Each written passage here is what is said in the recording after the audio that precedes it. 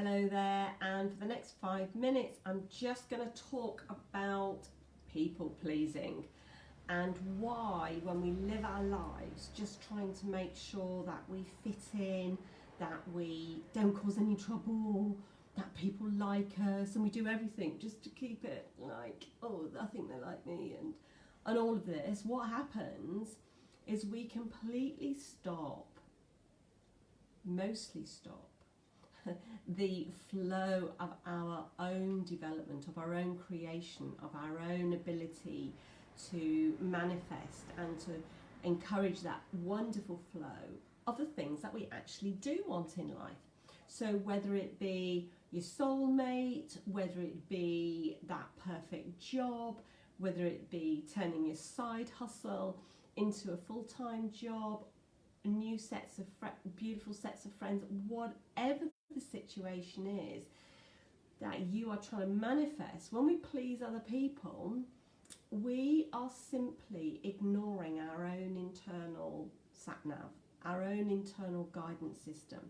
And without going into masses of detail, this is where our true power to manifest comes from. True transformation and change comes in 4 areas: our conscious mind, our subconscious mind, our energy field, which connects to everything and everything beyond everything, and our physical body. So when we come away from the knowledge right inside here, when we come away from that knowledge of what's right for us, when we come away from that guidance system, hey, you know when something's not right, hey, you know when you're feeling nervous and you're trying to make it all right with people, and you're worrying about what to say and should you do this and should you do that and second guessing everything else. While you're in that process of pleasing others and making sure that everyone else likes you, whether it be a boyfriend, girlfriend, sets of friends, partner, whatever it is, you are ignoring this central compass. And it is only this bit, when we really come back down to what we know is right for us. Some people call it intuition. I'm going to talk about more about that another time. But it's only that which brings in these cooperative forces. I always say that wrong. Cooperative forces within the universe that help to then turn things into physical manifestation. So for instance, if you are with a guy or a girl and it's the first few dates and you're just going along with what you think that they want, you're only going to create more of that.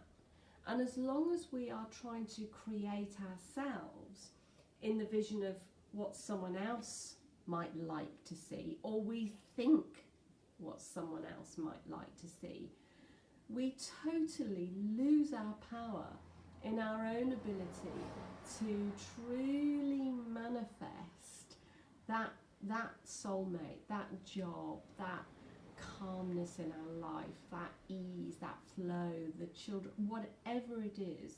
We completely annihilate that. So what stops us? What stops us just living with flow and grace and ease?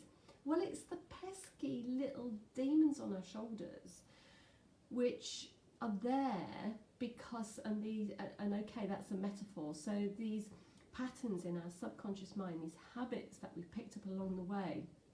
So instead of feeling safe to say, no, I don't. So if it's with a new date, you think, do you know what? I've really enjoyed this evening, but I'm not, it doesn't feel right for me to see you again. Or to say to a date, well, actually, who says something like, oh, I'll call you whenever. Or, you actually say, no, well, great, I'll hear from you in the next 2 days, or I'll take that as a no.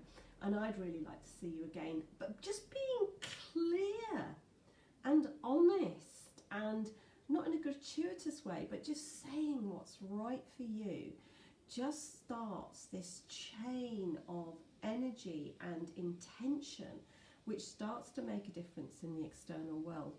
And we don't follow that guidance because of these pesky shadows, because of these subconscious blocks.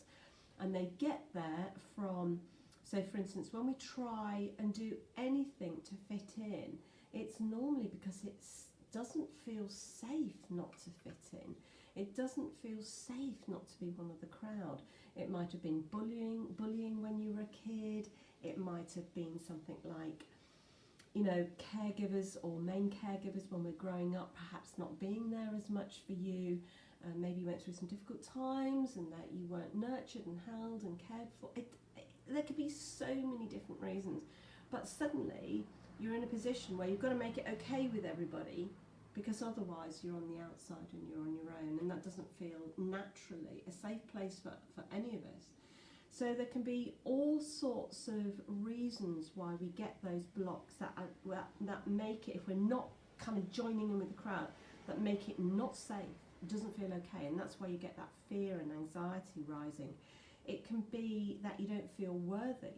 If you were, again, bullied or not treated great when you were a kid, your self-esteem might be really low, and you think, well, I don't matter, so I'm just going to look after everybody else. I'm just going to get approval. And so everything that you do is designed just to calm down the external world, which then calms down your internal anxiety, that internal stress and that worry. So when we have these blocks, on a scale, sometimes it's a little bit, sometimes it's massive. People will do anything just to feel safe, just to feel okay. So I'm going to talk more about this in my group, Your Empowered Life. So today is Wednesday, and we're going to talk more about this in my new group, Your Empowered Life, on Facebook. If you want to listen to it live, it's at 8 o'clock tomorrow morning.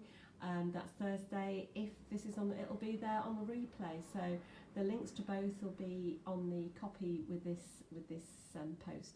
So hope to see you there, and yeah, thanks for listening in.